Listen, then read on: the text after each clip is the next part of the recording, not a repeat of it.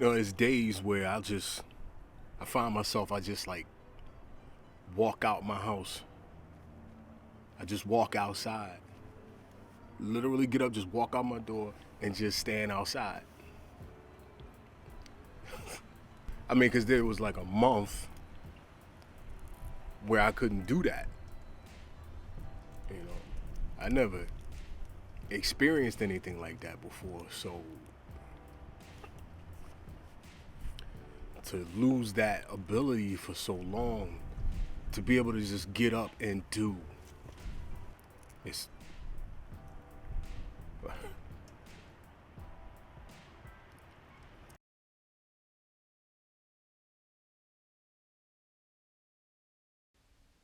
my name's Lawrence Arnell. I make beats. I mean, obviously, that's not all I do. I happen to be a police detective.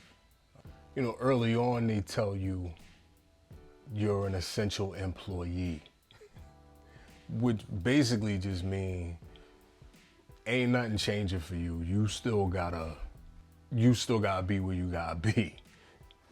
And you gotta get up, you gotta go out and do what gotta get done. Like 8 months, right? In and out of people's homes, conducting interviews, processing crime scenes. 8 months, no problem. And then one day I get up for work and I just been really tired that day. And I got to work that night and found out that a couple guys from my squad were out positive with COVID. And basically I was the last man left. And here I am starting to feel like achy. And something just told me like I can't go home without getting a test. I gotta get tested. About 3 days. I was home about 3 days, just feeling absolutely miserable when the positive test came back.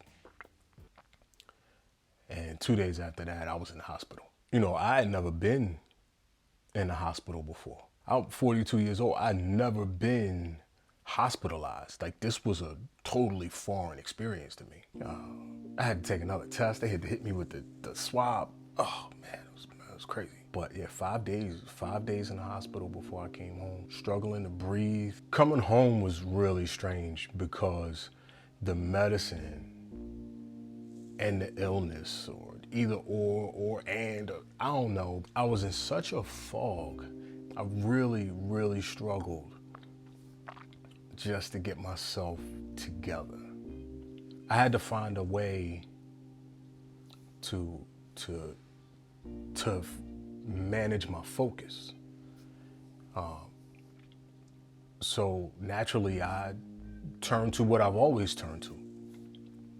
You know, I turned to my music. The main thing was is that I couldn't even like sit up long enough to do anything. You know, but I challenged myself and I used my music for that. I remember my second day home, I sat up, I grabbed my iPad and I tried to make a beat, right? I tried to get busy. I opened up beatmaker and I remember getting the hi-hat down. And that was it.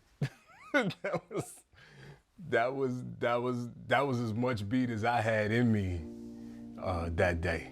That was a big step. And I got that down. And what I did after that was every night after that, before I would go to bed, I would come down here to the basement and I focused on just making a beat. Every night, I'm gonna make a beat. Every night. And I did that for about a week. It wasn't even about how fire the beat was. It wasn't about trying to make the hottest beat I could make. It was about taking the mental focus to create something. It was about taking the time and the energy and sitting and focusing on that particular task and to completion. And I did it every day for about a week. To this day, I can't believe how much making the music helped me get my mental focus back, because within a week, I was back to working out. Now I was on my way to being and feeling like myself again. And it started with the music.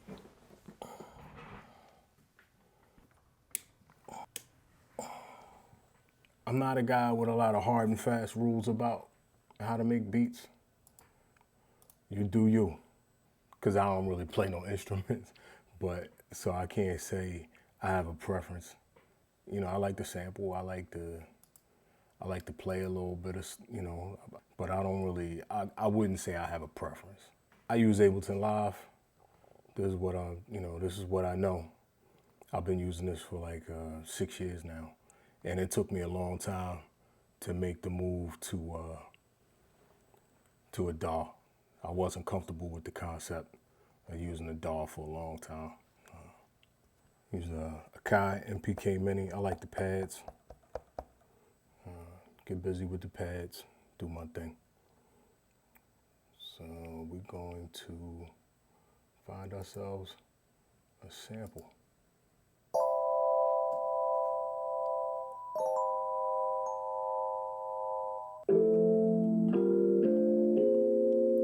Like I said, I don't make a lot of rules.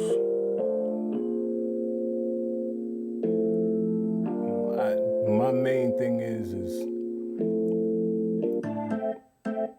you know, when it comes to making beats, you know, when you're done, you know, did you offer the world anything? Like, how does it feel? And not in a sense of, you know, do it bang, what's the vibe, but does it feel like you've made something that the world never would have got if you hadn't sat down and done it? I think we're gonna go. Yeah, I think that might be it. That might be it. That might be it, bro.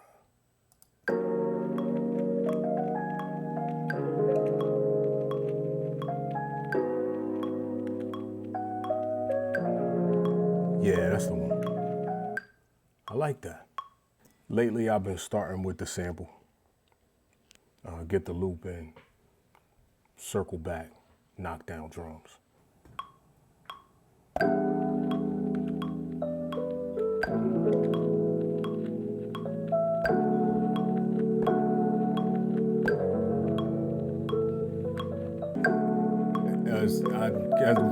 Rhodes keys is kind of my cheat code. That's just, everybody got their go-to, you know what I mean? And this is one of my go-tos. I like this though. And nothing like a pitch down Rhodes. Save your life with that. I got some old school. That's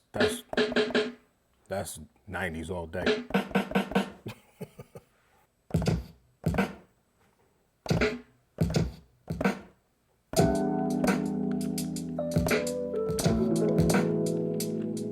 Huh. That's what I'm talking about. There we go. Get a little hi-hat in there.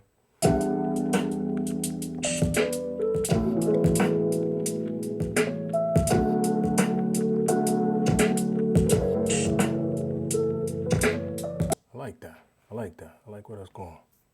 And then there's my favorite part, bass line.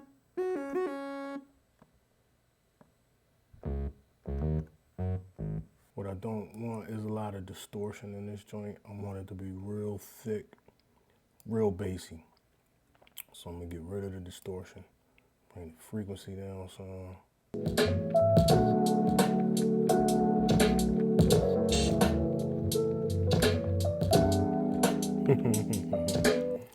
See, I need my headphones. Once you find that key, it's important to know your keys. Working with samples, trying to play stuff in, you gotta know. I mean, you are making music, you know what I mean?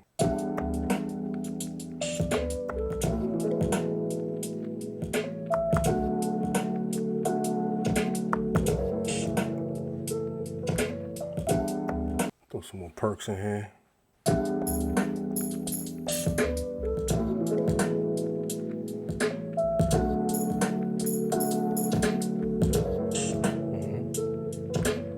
It's easy to get carried away, you know. You gotta know when to quit too, you know. It's cool to be able to throw a bunch of stuff in your beat. But if you know, everything ain't meant to be in there. You gotta know when to stop, man. I like to go back because, you know, like I said, I started with the loop and it's cool. Like, it's cool. I like it. Like, it's a dope basis for the beat, but I like to go back and toy around with the pitch and see if I can't come up with something to change up to, you know what I mean?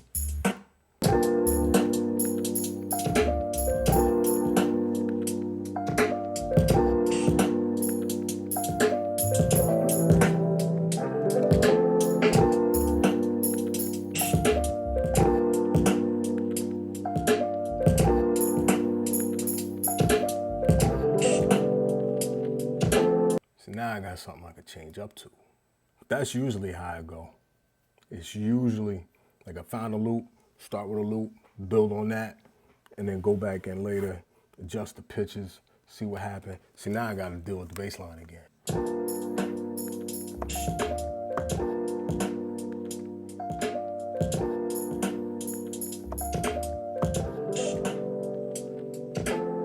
Just how much, what I like to take into account is that somebody might actually rhyme over this. If somebody rhyme over this, there needs to be room for them too. As an MC, as a vocalist, I like a track with room to breathe. I like to have room to move around in the beat. That's something I take into consideration. I mean, I'm a producer and I'm laying a foundation, but there's gotta be room for the artist in there. Somebody wanna rhyme over this, I wanna rhyme over it. There needs to be room for me to do what I wanna do linguistically, with vocal inflections. There's gotta be room for that in there. That's what I believe. That's my thing, and that's why I'm gonna stop right here with this.